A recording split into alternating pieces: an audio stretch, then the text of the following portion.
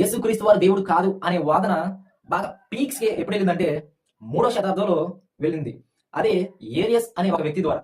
Areas అనే ఒక వ్యక్తి యేసుక్రీస్తు వారు పుట్టినవాడు దేవుడు కాదు అనే ఒక వాదన అనేది అప్పట్లో బాగా ఒక వైరల్ అయిపోయింది. యేసుక్రీస్తు వారు పుట్టినవాడు దేవుడు కాదు అని ఒక వాదన అనేది బాగా పీక్స్కి వెళ్ళిపోయింది.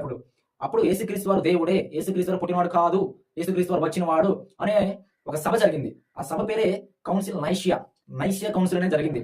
ఈ ఏరియస్ అనే వ్యక్తికి ఆపోజిట్ గా అలెగ్జాండ్రియా, అథనేషియస్ అనే వీళ్ళు పోరాడారు. యేసుక్రీస్తు వారు దేవుడే అనే విషయం మీద వాళ్ళు పోరాడారు కాన్స్టెంట్ సమక్షంలో. అప్పుడు దాదాపు 300 మంది బిషప్స్ ఇలాంటి అంటే ఆ సమయంలో ఏదన్నా ఒక చర్చ ఏదైనా విషయం ఏదన్నా ఒకటి జరిగింది అంటే అది రాజ్యం మొత్తం, అది ఒక పెద్ద సభ, అది రాజ్యానికి సంబంధించినది.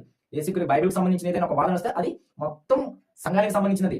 అప్పుడు క్రైస్తవ్యాన్ని సార్వత్రిక సంఘం అనేటోళ్ళు, సార్వత్రిక క్రైస్తవ సంఘం అనేటోళ్ళు. ఆ సార్వత్రిక క్రైస్తవ సంఘాన్ని అపోస్తుల సంఘం లేదా ఆదిమ క్రైస్తవ సంఘం అనేటోళ్ళు. దాన్ని కథోలిక సంఘం లేదా కథోలిక సంఘం అనేటోళ్ళు. ఆదిమ సంఘం లేదా కథోలిక సంఘం. రోమన్ క్యాథలిక్స్ కాదు, దాని తర్వాత విడిపోయినారు. కథోలిక సంఘంలో నుంచి విడిపోయిన వాళ్ళే ఈ రోమన్ క్యాథలిక్స్.